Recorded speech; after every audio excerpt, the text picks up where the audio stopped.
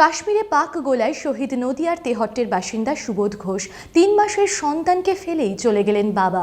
দীপাবলির সব আলো আজ অন্ধকারে পরিণত তেহট্টের রঘুনাথপুরে। শোকের ছায়ায় পাথর পরিবার, একমাত্র ছেলের নিথর দেহ আসার অপেক্ষায় প্রহর গুনছে পরিবার। মনোবীক্ষণ প্যাথোলজি, কোয়ালিটির শেষ কথা। সিএমসি ভেলোর স্বীকৃত জেলার একমাত্র ল্যাবরেটরি। যোগাযোগ 7477799515।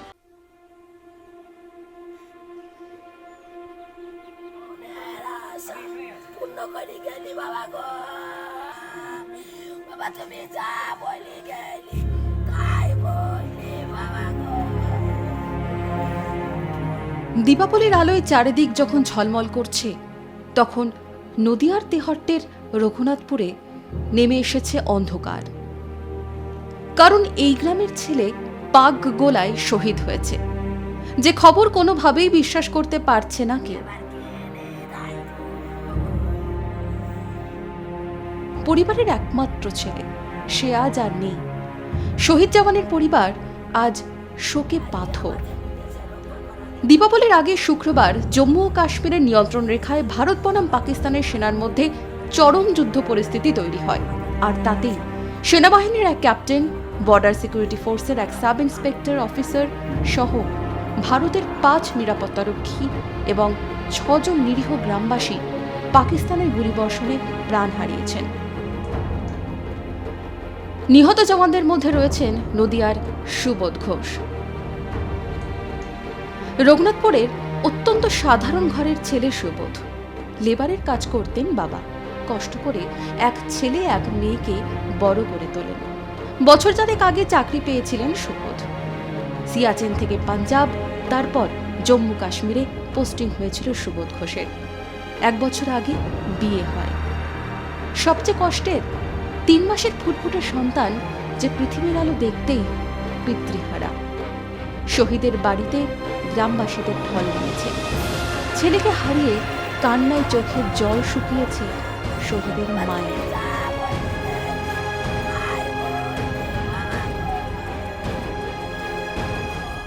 আমার একটাই ছেলে চলে গেল, আমার আবার কি মনে হবে?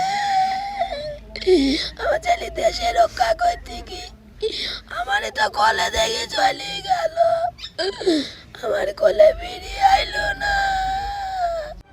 একমাত্র ছেলেকে শেষবারের মতো দেখার অপেক্ষায় সুবোধ ঘোষের বাবা। কষ্ট করে ছেলেকে বড় করেন, জীবনের সম্বলটুকু আজ হারিয়েছেন। ছেলের মুখটা দেখতে ধৈর্যের বাঁধ ভেঙেছে তার। 3:30 সময় ফোন করে যে সুবোধ ঘোষ শহীদ। কোথায় থাকতেন? ওইতে কাশ্মীরে। কিভাবে কিছু জানতে পেরেছেন? আমরা কিছুই বলতে পারবো না। কে ফোন করেছিল? সাহেবে ফোন করছিল, মেজর ফোন করছিল। তো আমি একটাই অনুরোধ করি, আমার ছেলেটাকে যত সম্ভব তাড়াতাড়ি পাঠানোর ব্যবস্থা করো। আর ধৈর্য রাখতে পারছি। ফুটফুটে একরত্তি শিশুকে কোলে অবাক রয়েছেন স্ত্রী।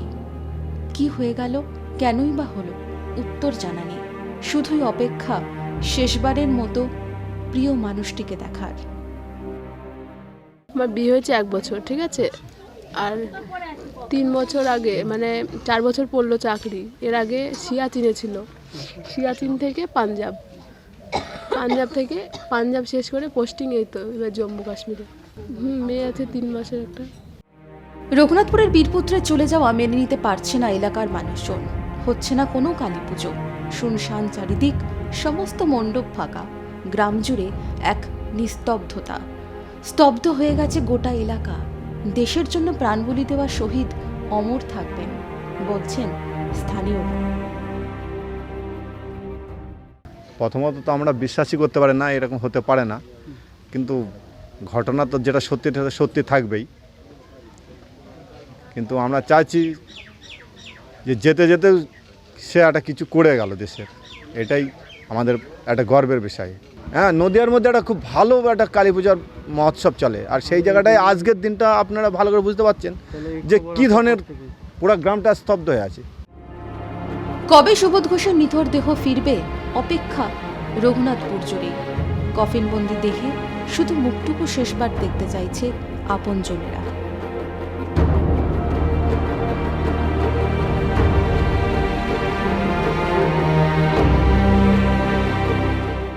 কার্ডিওলজি ওপিডি থেকে ক্যাথ ল্যাব, হার্টের চিকিৎসায় অত্যাধুনিক পরিষেবা নিয়ে আপনার সুরক্ষায় আপনার পাশে Rabindranath Thakur diagnostic and medical care centre. যোগাযোগ 8768 362622।